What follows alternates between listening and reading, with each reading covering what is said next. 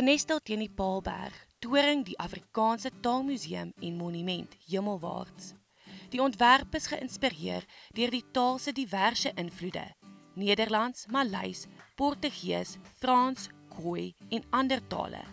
Elke deel stel die ryk geskiedenis van Afrikaans voor. Dit beeld die taal se gedeelde reis van die verlede, sy plek in die hede en sy moontlikhede vir die toekoms uit.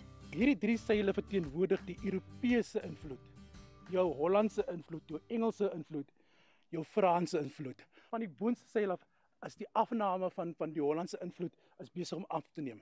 C. Langehoff gesê, Afrika is die brug tussen Europa en Afrika.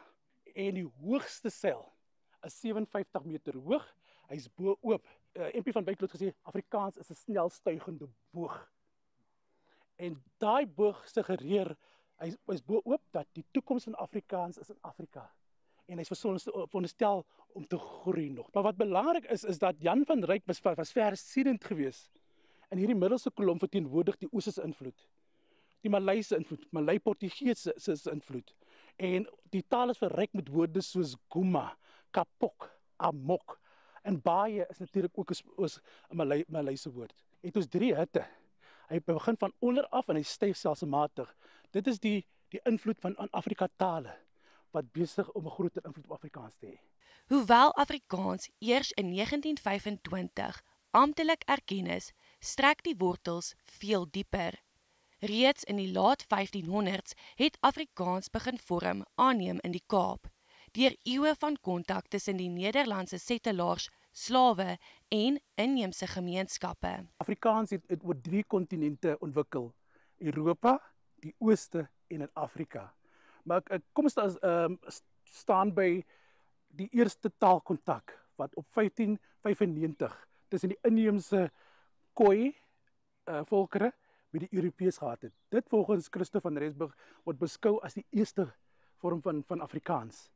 En teen 1625 het ons al die eerste 31 woorde in Afrikaans, 'n lys van 31 woorde gehad, wat wiet en water byvoorbeeld ingesluit het. So Afrikaans het nie gekom na 1652 met die volksplanting nie. Daar was 'n hele aanloop gewees en verskeie volkere het 'n bydrae gelewer tot die ontstaan en ontwikkeling van die jong Afrika taal. Met die vestiging van die Verenigde Oos-Indiese Kompanie Verversingsbos in 1652 het Afrikaans as kontaktaal verder ontwikkel. Afrikaans, the language, has been spoken, as you just indicated, throughout the centuries by different people. Afrikaans comes from the High Dutch, that people in the Cape, slaves, Khoi, San people could not speak, could not pronounce properly, sailors that came from all sorts of areas, and that's how Afrikaans as a new patois developed in the Cape as a lingua franca. Teen die 1700s en 1800s het verskeie vorme van Afrikaans oor Suider-Afrika versprei, verryk en beïnvloed deur plaaslike Afrika tale. Alhoewel dit wyd gepraat is, het Nederlands, Engels en Duits die amptelike tale gebly.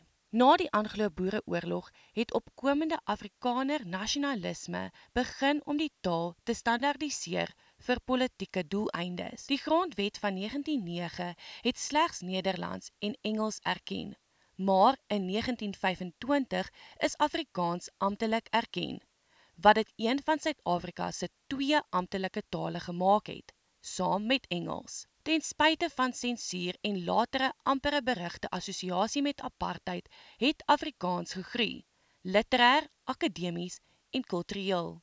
Afrikaans was undeniably employed as a tool of oppression. It is part of our very painful past. Maar die Soweto-opstand van 1976 was 'n keerpunt.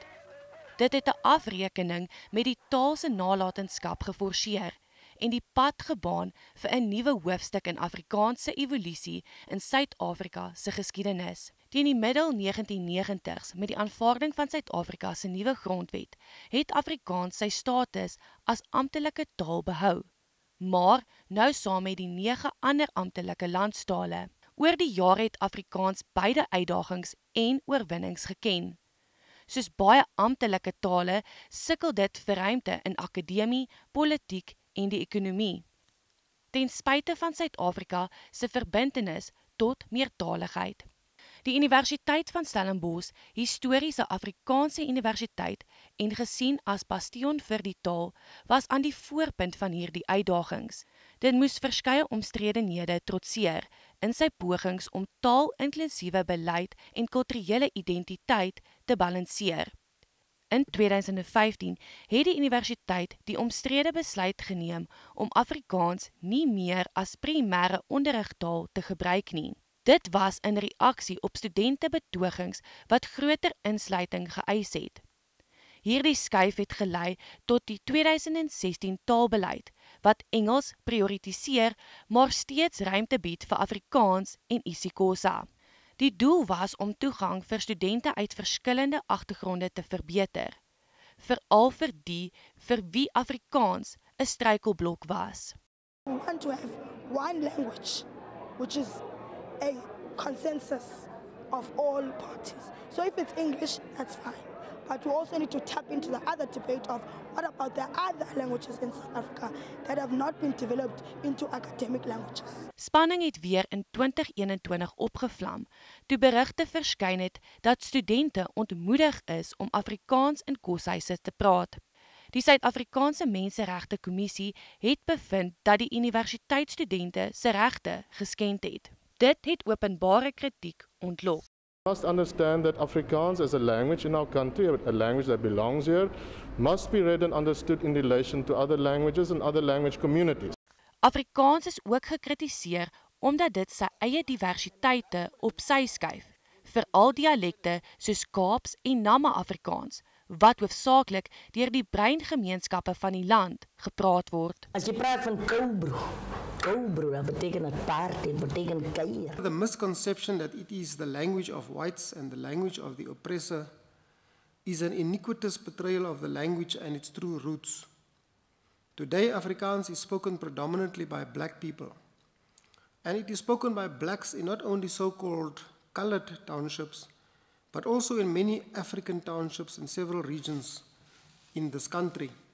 Baie keer word die gestandardiseerde variëteit as 'n instrument gebruik om ander Afrikaanssprekers doelbewus uit te sluit en minderwaardig te laat voel. En dikwels word die ander variëteite as agterlik, komies beskou en selfs minderwaardig ook en so aan.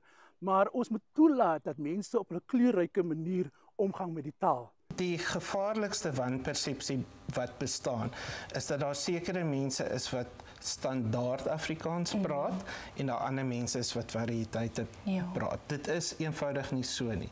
Daar is 'n gestandardiseerde weergawe van Afrikaans wat ons almal gemeenskaplik as 'n geskrewe medium gebruik as ons formeel kommunikeer met mekaar, maar almal van ons is variëteitsprekers. Ten spyte van hierdie uitdagings is daar toenemende pogings om alle forme van Afrikaans te erken en te vier. Hoewel herstandardisering 'n heel natuurlike proses is, moet ons dit by tye 'n hupstootjie gee, as ek dit so kan stel.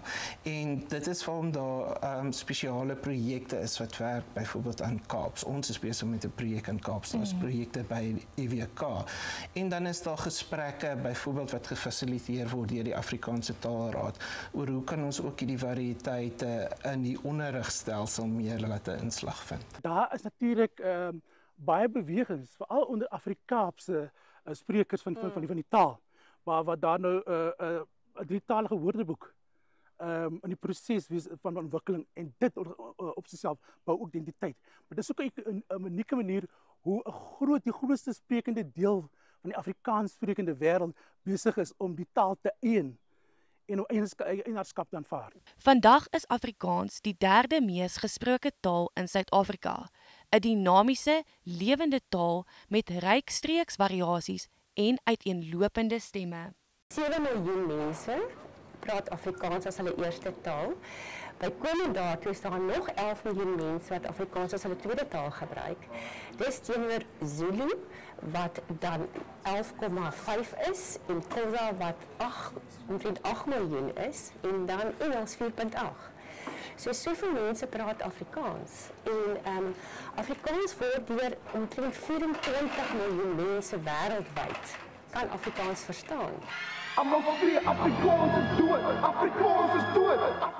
Soos Afrikaans sy 2de eeu as amptelike taal betree, sal sy toekoms nie net deur sy verlede gevorm word nie, maar deur almal wat dit daagliks praat, sing en vorm.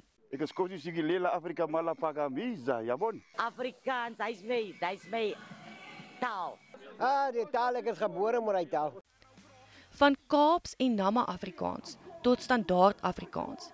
Die taalse verskeidenheid weerspieël 'n tapesterie van geskiedenisse, gemeenskappe en kulturele uitdrukking. Eenmaal gevorm in kombuise, strate en klaskamers, bly Afrikaans steeds in wording.